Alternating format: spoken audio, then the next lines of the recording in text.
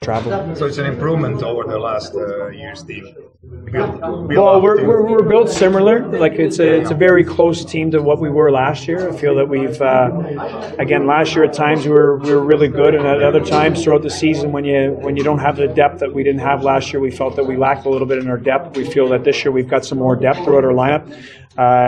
It's really about getting contributions from everybody throughout our lineup if we're going to be successful. We're not just a one-line team. We're not just a few guys. So it's really about contributions throughout our lineup. So we feel that the depth on our lineup, especially up front, is going to help us this year.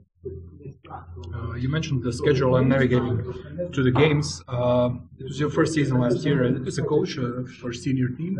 What else did you learn for you as a coach in that first season that you can use now to make successful? Yeah, well, I mean, I think every year is, regardless of where you're coaching, it's always about the experience that you gain. And certainly gained a lot of experience last year in this league. In which areas specifically? Well, I think, I mean, there's always room for improvement for everybody, you know. So, I mean, you look at this league and you see the talent of the league, and that's probably the number one thing that stands out. And then the second thing would be the amount of travel in this league, you know, and really understanding the pressure it puts it puts on your club, and you know, with all that travel and time changes and stuff that you're dealing with on the road. So.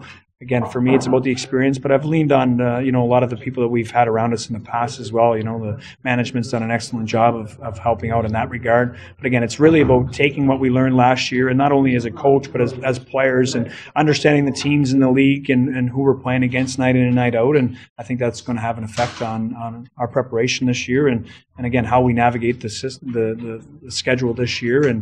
And certainly it's about, at the end of the day, it's about competing for 60 minutes every night, and we want to get the most out of our players and when it counts.